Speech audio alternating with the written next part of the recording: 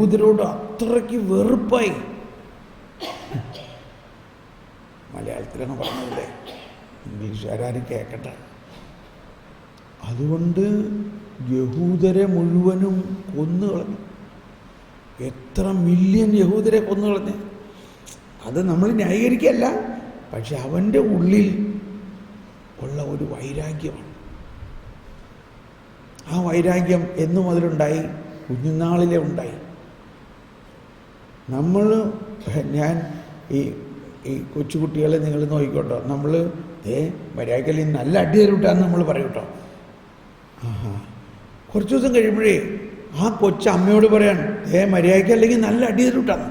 എന്തുകൊണ്ടാണ്? അവൻ്റെ അകത്ത് അതാണ് അവൻ പഠിച്ചേക്കണത്. അവനറിഞ്ഞൂടാ അങ്ങനെ പറയണത് കൊണ്ട് എന്തോ തെറ്റുണ്ടെന്ന് അവന് അറിഞ്ഞൂടാ. അവൻ അമ്മയുടെ മദർ ടങ്കിൽ നിന്ന് കിട്ടിയതാ. മര്യാദക്കല്ലെങ്കിൽ കൊച്ചെ നല്ല അടിയരുട്ടാണ്.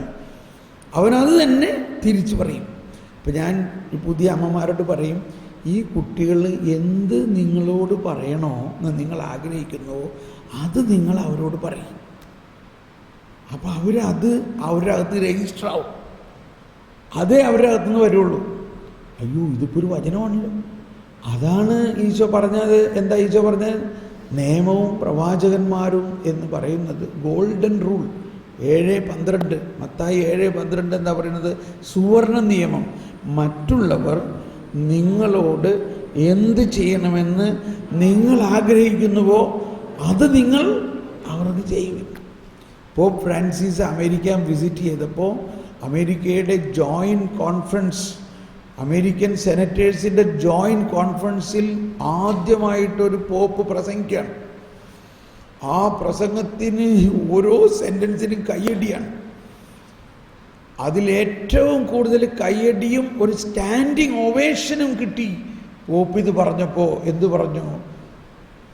Golden rule, do the golden rule, do to others what you would like them to do for you. വളരെ സാവധാനം ഈ അപ്പാപ്പൻ ഇങ്ങനെ പറയാണ്. അമേരിക്കൻ സെനറ്റേഴ്സ് എല്ലാവരിലും ഒരുപാട് പേരുടെ കണ്ണിൽ നിന്ന് വെള്ളം വരണം. കയ്യടിയോട് കയ്യടി. അവരെഴുന്നേറ്റ് നിന്ന് അതങ്ങ് സ്വീകരിച്ചു എന്നുള്ളതാണ്. ആ വീഡിയോ യൂട്യൂബിൽ കാണണം നിങ്ങൾ. Golden rule. ഇത് ഭയങ്കര സമയമായാലും വളരെ നല്ലൊരു കാര്യമാണ്. ഇത് എൻ്റെ ജീവിതത്തിൽ ഒരു മാറ്റം ഉണ്ടാക്കിയതാണ്. ഇത് മാറ്റാൻ ഒരു എളുപ്പ വിദ്യ എടുത്താൽ മതി. ഏറ്റവും ചെറിയൊരു കാര്യം ഞാൻ ചെയ്തത്, എനിക്ക് തോന്നി ഞാൻ മറ്റുള്ളവർക്ക് എന്തെങ്കിലും ചെയ്യണം, എനിക്ക് അവർ ചെയ്യണം. അപ്പോൾ എനിക്ക് രാവിലെ എഴുന്നേറ്റാൽ എൻ്റെ ഭാര്യ കാപ്പി ഉണ്ടാക്കി കൊണ്ടുവരും. ഞാൻ എണീക്കുന്നതിന് മുമ്പ് ഭാര്യ ഞാൻ അറിയാതെ എണീറ്റ് പോയി കാപ്പി ഉണ്ടാക്കി കൊണ്ടുവന്നിട്ട് എന്നെ വിളിക്കും. അങ്ങനെയായി. ഈ ഗോൾഡൻ റൂള് മനസ്സിലാക്കിയപ്പോൾ do to others what you would like. നിനക്ക് മറ്റുള്ളവർ എന്ത് ചെയ്യണോ നീ പ്രത്യേകം ആഗ്രഹിക്കുന്നുവോ അത് നീ മറ്റുള്ളവർക്ക് ചെയ്യാം. ഒരു ദിവസം ഞാൻ വിചാരിച്ചു, ഇന്ന് തലേദിവസമേ ഞാൻ പ്ലാൻ ചെയ്ത് ഈ ഗോൾഡൻ റൂള് ഒന്ന് എൻ്റെ ജീവിതത്തിൽ കൊണ്ടുവരാൻ ഏറ്റവും ചെറിയൊരു കാര്യം ചെയ്യാം.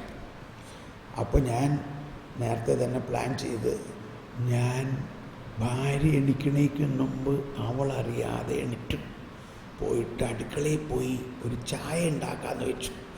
എനിക്ക് അടുക്കള കംപ്ലീറ്റ് ഒരു ഐഡിയ ഇല്ല. അടുക്കള കാര്യം എനിക്ക് അടുക്കളയിൽ ചെന്നപ്പോൾ തലേ ദിവസത്തെ പാത്രമൊന്നും കഴുകിയിട്ടില്ല. അപ്പോൾ പിന്നെ ഞാൻ അതെല്ലാം കഴുകി.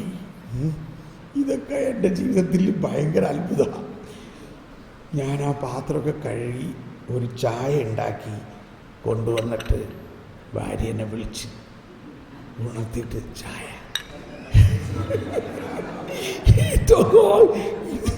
ആൾക്ക് വിശ്വസിക്കാൻ പറ്റില്ല.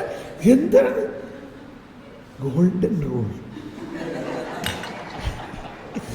മറ്റുള്ളവർ നിങ്ങൾക്ക് എന്ത് ചെയ്ത് തരണമെന്ന് എനിക്ക് ഭയങ്കര ആഗ്രഹമാണ്. ഭാര്യ എനിക്ക് അത് ഒരു സംശയമില്ല, അവൾ ചെയ്തു തരും. അത് അങ്ങോട്ട് ചെയ്തു കൊടുക്കുക. ഇപ്പം എന്ത് സംഭവിച്ചു? ആ വചനം എന്നിൽ നിറവേറിയോ? അങ്ങനെ നിങ്ങൾ ഒരു ദിവസം ഈ ഫരിസേയനെ മാറ്റാൻ നോക്കും. ഒരു ദിവസം നിങ്ങൾ ഇപ്പം ചെയ്യണതിനെല്ലാം നേരെ മറിച്ച് ചെയ്യും. മറ്റുള്ളവരെ എന്ത് ചെയ്യണമെന്ന് നമ്മൾ വാശി പിടിക്കണോ അത് അങ്ങോട്ട് ചെയ്യും. അതുപോലെ തന്നെ ഓക്കെ. അപ്പോൾ ഞാൻ കൺക്ലൂഡ് ചെയ്യാണ്. ഞാൻ പറഞ്ഞു വന്നത് 2 വലിയ പ്രശ്നമാണ് നമ്മളിൽ ഈ ഫരിസേയ സ്വഭാവം കൊണ്ട് നടക്കുന്നത്. ഒന്ന്, നമ്മളിലുള്ള പരിശുദ്ധാത്മാവിൻ്റെ പ്രവർത്തനത്തെ ദുഃഖിപ്പിക്കുന്നു എന്ന് പറയാം. പരിശുദ്ധാത്മാവ് ദുഃഖിക്കുന്നു. അതുകൊണ്ട് നമ്മിലുള്ള കഴിവുകളൊന്നും പ്രവർത്തിക്കുന്നില്ല അതിൻ്റെ വേണ്ട രീതിയിൽ. ഇത് വലിയൊരു രഹസ്യമാണ്. ഒന്ന് ആലോചിച്ച് നോക്കിയ, സഭ മുഴുവനിലും കർത്താവ് ഈശോ മിശിഹാ നൽകിയിരിക്കുന്ന അത്ഭുത സിദ്ധികൾ ഉള്ള അനേകം വൈദികർ അതൊന്നും പ്രവർത്തിപ്പിക്കുന്നില്ല. അനേകം സിസ്റ്റേഴ്സിൽ അതൊന്നും പ്രാവർത്തികമാവുന്നില്ല.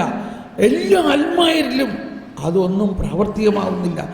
ഒരേ ഒരു കാരണം, അവരിലുള്ള ഫരിസേയനാണ്. ഇത് വെച്ച് നിങ്ങൾ നോക്കിക്കോ. ഇനി രണ്ടാമത്തെ കാര്യം, അവർക്ക് ഈ കരുണയുടെ സുവിശേഷം പോപ്പ് പ്രസംഗിക്കുന്നുണ്ട്. ഈ കരുണ നമ്മളിൽ ഉണ്ടോ? ഉണ്ട്. പക്ഷെ അത് പുറത്തേക്ക് വരുന്നില്ല.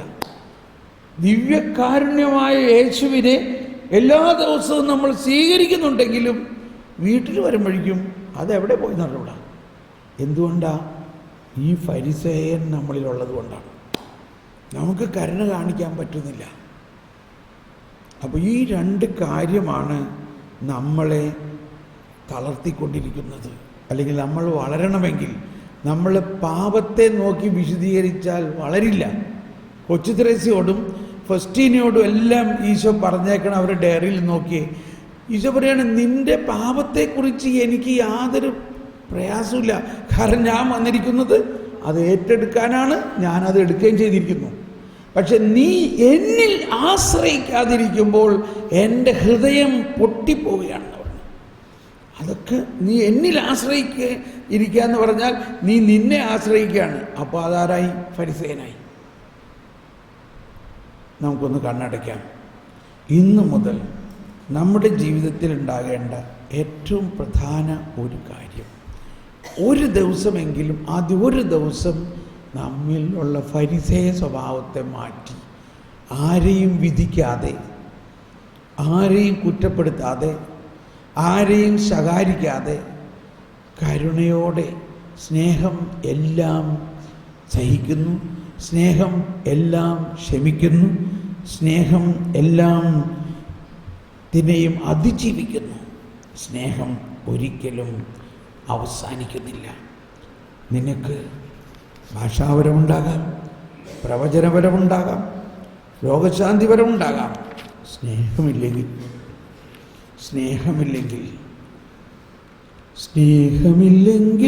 നീ മുഴങ്ങുന്ന ചേങ്ങലയോ ചിലമ്പുന്ന കൈത്താളവുമാണ്. സ്നേഹമില്ലെങ്കിൽ ഞാൻ മുഴങ്ങുന്ന ചേങ്ങലയോ ചിലമ്പുന്ന കൈത്താളമോ ആണ്. ഇത് പാടിയേ. സ്നേഹമില്ലെങ്കിൽ ഞാൻ മുഴങ്ങുന്ന ചെമ്മലയോ ചിലമ്പുന്ന കൈത്താളമോ ആ. അപ്പോൾ ഈ സ്നേഹമില്ലെങ്കിൽ നമ്മൾ ആരാണ്? നമ്മുടെ വാക്കുകളെല്ലാം മുഴങ്ങുന്ന ചേങ്ങല പോലെയാണ്. അതൊന്നും ആരെയും സ്പർശിക്കില്ല. അപ്പോൾ ഒരു ദിവസം നിങ്ങൾ തിരഞ്ഞെടുക്കുക. നാളെ തന്നെ ആയിക്കോട്ടെ അല്ലേ? നാളെ ഈ ധ്യാനം കഴിഞ്ഞാൽ നമ്മൾ പറയുന്നത് കൊണ്ടല്ല ഈ ധ്യാനത്തിൻ്റെ അനുഭവം മനസ്സിലാക്കേണ്ടത്.